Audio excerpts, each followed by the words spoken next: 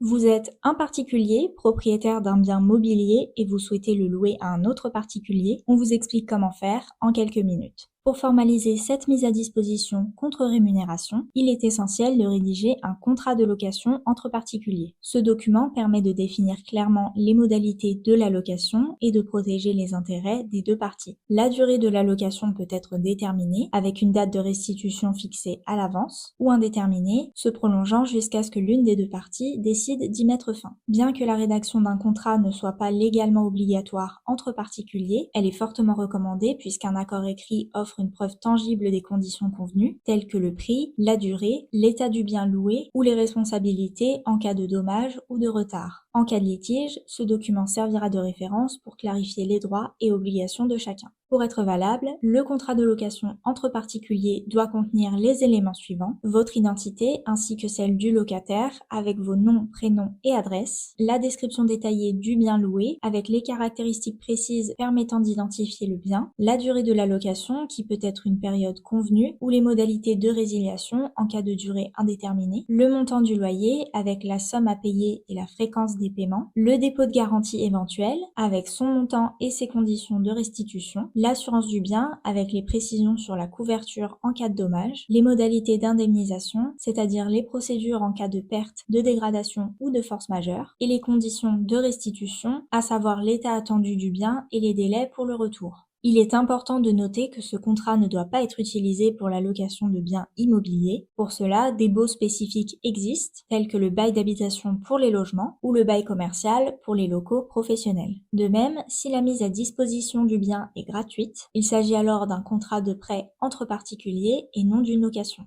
Enfin, ce contrat est réservé aux individus non professionnels. Les entreprises ou associations souhaitant louer du matériel doivent se tourner vers des contrats adaptés à leur statut. Après la signature du contrat, aucune formalité spécifique n'est requise. Cependant, il est conseillé que chaque partie conserve un exemplaire du document pendant toute la durée de la location. Si une assurance est souscrite pour le bien loué, une copie de la police d'assurance doit être annexée au contrat. Et si vous souhaitez être aidé dans la rédaction de votre contrat de location entre particuliers, vous pouvez remplir un formulaire disponible sur le site de wonder.legal et vous verrez le document s'écrire sous vos yeux au fur et à mesure de vos réponses. Je vous mets le lien du formulaire en description.